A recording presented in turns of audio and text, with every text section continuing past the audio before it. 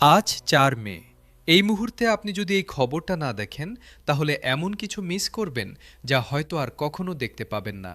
কারণ আজ ৪ মে বাংলাদেশের ইতিহাসে এমন একটি সিদ্ধান্ত এসেছে যা শুনে এই দেশের লক্ষ লক্ষ সরকারি কর্মচারী কান্নায় ভেঙে পড়েছেন। কিন্তু এটা দুঃখের কান্না নয়, এটা স্বস্তির কান্না। এটা সেই কান্না যখন বছরের পর বছর অপেক্ষার পর হঠাৎ মনে হয়, সত্যি কি এটা হলো? সত্যি কি এতদিনের কষ্টের শেষ হলো? হ্যাঁ, আজ সত্যিই হয়েছে।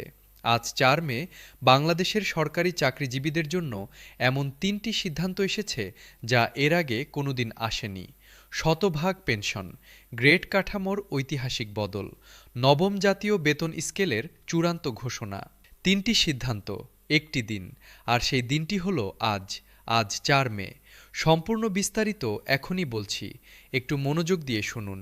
আচ্ছা, একটু ভাবুন তো, আপনার বাবা সারা জীবন সরকারি চাকরি করেছেন। ভোরবেলায় উঠে অফিসে গেছেন, রোদে পুড়েছেন, বৃষ্টিতে ভিজেছেন, ছুটির দিনেও ডাক পড়লে গেছেন। কখনো না বলেননি, কখনো মুখ ভার করেননি, শুধু কাজ করে গেছেন, দেশের জন্য, মানুষের জন্য।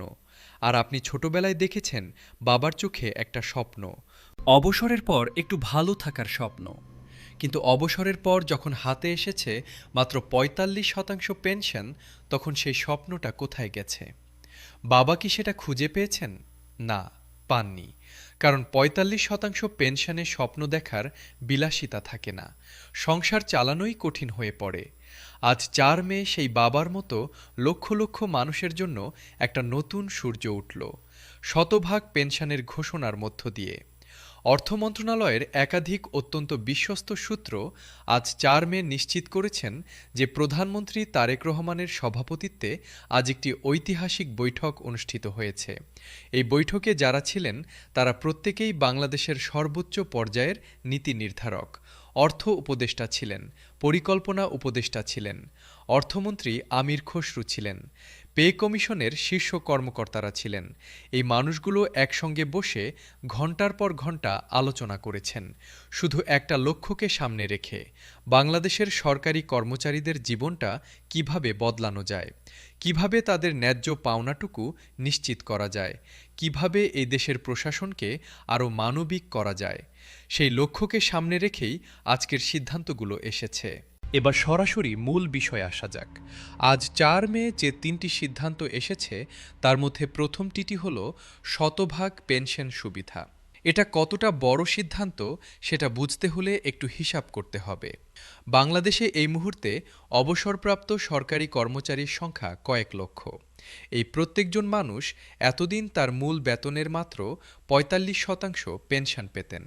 বাকি ৫৫% তাদের জীবন থেকে যেন উধাও হয়ে যেত।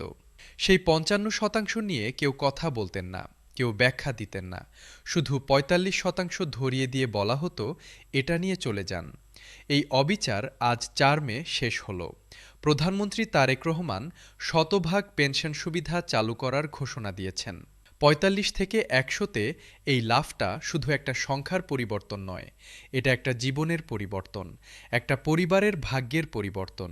যে বাবা অবসরে গিয়ে ছেলের কাছে হাত পাততে বাধ্য হতেন, তিনি এখন আর হাত পাতবেন না। যে মা ওষুধ কেনার জন্য মেয়ের দিকে তাকিয়ে থাকতেন, তিনি এখন নিজেই কিনতে পারবেন। এই পরিবর্তনটা শুধু টাকার নয়, এটা সম্মানের। পে কমিশনের চেয়ারম্যান জাকির আহমেদ খান আজকের বৈঠকে যা বলেছেন তা শুনলে যে কারো বুকটা ভারী হয়ে আসবে। তিনি বলেছেন যে এই দেশের নিম্ন গ্রেডের সরকারি কর্মচারীরা এমন একটি শ্রেণীর মানুষ যারা সবচেয়ে বেশি পরিশ্রম করেন কিন্তু সবচেয়ে কম পান। তারা দেশের সবচেয়ে গভীরে, সবচেয়ে প্রত্যন্ত জায়গায় গিয়ে সরকারি সেবা পৌঁছে দেন, কিন্তু মাসের শেষে যখন বেতনের খাম হাতে পান তখন সেই খামের ভেতরে যা থাকে তা দিয়ে তাদের পরিবার চালানো প্রায় অসম্ভব। এই সত্যটা এতদিন সবাই জানতেন কিন্তু কেউ স্বীকার করতেন না। আজ ৪ মে সেই সত্যটাকে স্বীকার করা হলো এবং সেই স্বীকৃতির ভিত্তিতেই আজকের সিদ্ধান্তগুলো নেওয়া হয়েছে। প্রধানমন্ত্রী তারেক রহমান বৈঠকে নিজেই বলেছেন যে এই দেশের সরকারি কর্মচারীরা যে ধৈর্য ও সংযম দেখিয়েছেন তা অতুলনীয়। তারা ১০ বছরেরও বেশি সময় ধরে বৈষম্যের মধ্যে কাজ করে গেছেন। একবারের জন্য দেশের প্রশাসন থামিয়ে দেননি। এই ত্যাগের স্বীকৃতি দেওয়াটা এখন সরকারের সবচেয়ে বড় দায়িত্ব। এবার আসা যাক দ্বিতীয় সিদ্ধান্তের বিষয়ে, গ্রেড কাঠামো পরিবর্তন। এটা হলো আজকের সবচেয়ে সাহসী সিদ্ধান্ত, কারণ এই সিদ্ধান্তটা নেওয়া সহজ ছিল না। বাংলাদেশের সরকারি চাকরির বেতন কাঠামোয় এতদিন ২০টি গ্রেড ছিল। ২০১৫ সালে যে বেতন স্কেল ঘোষণা হয়েছিল সেই থেকে এই ২০ গ্রেডের কাঠামো চলে আসছিল, কিন্তু এই কাঠামোতে একটা মারাত্মক সমস্যা ছিল।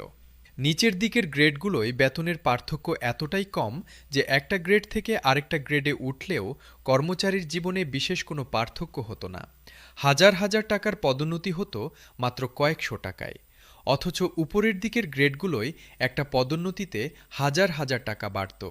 এই অসমতাটাই বছরের পর বছর ধরে নিম্ন গ্রেডের কর্মচারীদের বঞ্চিত করে এসেছে। শুধু বেতন বাড়িয়ে এই সমস্যার সমাধান সম্ভব নয়, কাঠামোটাই বদলাতে হবে। আজ ৪ মে সেই কাঠামো বদলানোর সাহস দেখালেন প্রধানমন্ত্রী তারেক রহমান। গ্রেড সংখ্যা ২০ থেকে কমিয়ে ১৫তে নামিয়ে আনার সিদ্ধান্ত নিলেন। এই ৫টা গ্রেড কমানোর মানে কি সেটা সহজ করে বলি। এতদিন ২০টা ধাপে উঠতে হতো, তো এখন ১৫টা ধাপে উঠতে হবে, কিন্তু প্রতিটিটা ধাপ আগের চেয়ে অনেক বড় হবে। মানে প্রতিটা পদোন্নতিতে বেতন বাড়বে অনেক বেশি। বিশেষ করে নিম্ন গ্রেডের কর্মচারীরা এই পরিবর্তনে সবচেয়ে বেশি লাভবান হবেন।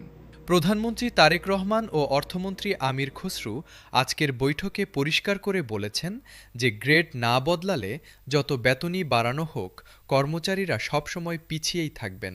তাই এই সিদ্ধান্তটা নেওয়া শুধু সঠিক নয়, এটা এখন অপরিহার্য ছিল। অর্থমন্ত্রী আমির খসরু আজ ৪ মে একটা কথা বলেছেন যেটা অনেকের মনে গভীরভাবে দাগ ফেলেছে। তিনি বলেছেন যে একটা দেশের প্রশাসনিক কাঠামো হলো সেই দেশের মেরুদণ্ড। সেই মেরুদণ্ড যদি দুর্বল হয় তাহলে গোটা দেশটাই দুর্বল হয়ে পড়ে। আর মেরুদণ্ড দুর্বল হয় যখন সেই মেরুদণ্ডের প্রতিটি হাড়কে ঠিকমতো পুষ্টি দেওয়া হয় না। বাংলাদেশের সরকারি কর্মচারীরা সেই মেরুদণ্ডের হাড়। তাদের যদি ঠিকমতো পুষ্টি না দেওয়া হয়, অর্থাৎ ন্যায্য বেতন ও পেনশন না দেওয়া হয়, তাহলে এই দেশের প্রশাসন কখনো সত্যিকারের শক্তিশালী হবে না। এই উপলব্ধি থেকেই আজকের সিদ্ধান্তগুলো নেওয়া হয়েছে। তিনি আরও বলেছেন যে বৈশ্বিক অর্থনৈতিক চাপ থাকলেও এই সিদ্ধান্তগুলো নেওয়া থেকে সরকার পিছিয়ে আসেনি। কারণ কিছু সিদ্ধান্ত আছে যেগুলো যত কঠিন পরিস্থিতিতেই থাকুক না কেন নিতেই হয়। আজ ৪ মে তৃতীয় এবং সমান গুরুত্বপূর্ণ সিদ্ধান্তটি হল নবম জাতীয় বেতন স্কেল কার্যকর করার চূড়ান্ত ঘোষণা। পে কমিশনের একাধিক সূত্র এই বিষয়টি আজ নিশ্চিত করেছেন। এই বেতন স্কেলের জন্য বাংলাদেশের সরকারি চাকরিজীবীরা অনেক দিন ধরে অপেক্ষায় ছিলেন। বারবার শুনেছেন আসছে, বারবার হতাশ হয়েছেন, কিন্তু আজ ৪ মে সেই অপেক্ষার অবসান হলো। নবম বেতন স্কেলের কাঠামো এমনভাবে তৈরি করা হয়েছে যাতে সকল স্তরের কর্মচারীরা উপকৃত হন, তবে নিম্ন গ্রেডের কর্মচারীরা সবচেয়ে বেশি সুবিধা পান। এই বেতন স্কেল কার্যকর হলে বাংলাদেশের সরকারি চাকরির ইতিহাসে একটি নতুন অধ্যায় শুরু হবে। তবে এই বিশাল পরিবর্তনগুলো রাতারাতি সম্পন্ন হবে না, সেটা বলে রাখা দরকার। গ্রেড পরিবর্তন ও নবম বেতন স্কেল পুরোপুরি বাস্তবায়ন করতে যে বাজেট প্রয়োজন তা একসঙ্গে সংকুলান করা সম্ভব নয়। তাই পর্যায়ক্রমে বাস্তবায়নের সিদ্ধান্ত হয়েছে। আগামী বাজেট সংশোধনের আগেই তালিকা পর্যালোচনা কমিটির সঙ্গে বৈঠকের মাধ্যমে বিস্তারিত পরিকল্পনা চূড়ান্ত করা হবে। পর্যালোচনা কমিটির ৬ সদস্য এরই মধ্যে কাজ শুরু করেছেন এবং কর্মচারীদের আর্থিক পরিস্থিতির পূর্ণাঙ্গ চিত্র তৈরি করেছেন। অর্থ মন্ত্রণালয়ের সূত্র নিশ্চিত করেছেন যে আগামী বাজেটে গ্রেড পরিবর্তন অবশ্যই অন্তর্ভুক্ত থাকবে। এটা কোনো মৌখিক প্রতিশ্রুতি নয়, এটা সরকারের সর্বোচ্চ পর্যায় থেকে নেওয়া একটা লিখিত নীতিগত সিদ্ধান্ত। এখন একটা কথা বলতে চাই যেটা হয়তো অনেকে ভাবছেন, এই সিদ্ধান্তগুলো কি সত্যিই বাস্তবায়িত হবে নাকি আগের মতো শুধু ঘোষণাতেই শেষ হবে? এই প্রশ্নটা স্বাভাবিক, কারণ বাংলাদেশে সরকারি কর্মচারীরা অনেকবার প্রতিশ্রুতি শুনেছেন, অনেকবার আশায় বুক বেঁধেছেন, অনেকবার হতাশ হয়েছেন। কিন্তু এবারের পরিস্থিতি একটু আলাদা, কারণ এবার শুধু মৌখিক ঘোষণা নয়, পে কমিশন কাজ শুরু করে দিয়েছে, পর্যালোচনা কমিটি সক্রিয় হয়েছে, অর্থ মন্ত্রণালয় নির্দিষ্ট সময়সীমা নির্ধারণ করেছে এবং সবচেয়ে গুরুত্বপূর্ণ হল প্রধানমন্ত্রী তারেক রহমান নিজে এই বিষয়গুলো সরাসরি তদারকি করছেন। এই সব কিছু মিলিয়ে এবার সত্যিই পরিবর্তন আসবে বলে বিশেষজ্ঞরা আশাবাদী। আজ ৪ মে বাংলাদেশের ইতিহাসে একটি বিশেষ দিন হয়ে থাকবে। শতভাগ পেনশন সুবিধা, গ্রেড সংখ্যা ১৫-তে পুনর্বিন্যাস এবং নবম জাতীয় বেতন স্কেলের চূড়ান্ত ঘোষণা, এই তিনটি সিদ্ধান্ত একসঙ্গে একটি দিনে আসা কোনো সাধারণ ঘটনা নয়। এটা একটা বিপ্লব, একটা নীরব বিপ্লব, যা রাস্তায় নয় কাগজে কলমে হলো, যা আগুনে নয় সিদ্ধান্তে হলো, যা চিৎকারে নয় ধৈর্যে হলো। বাংলাদেশের সরকারি কর্মচারীরা ১০ বছরেরও বেশি সময় ধরে যে ধৈর্য দেখিয়েছেন, আজ তার পুরস্কার এলো।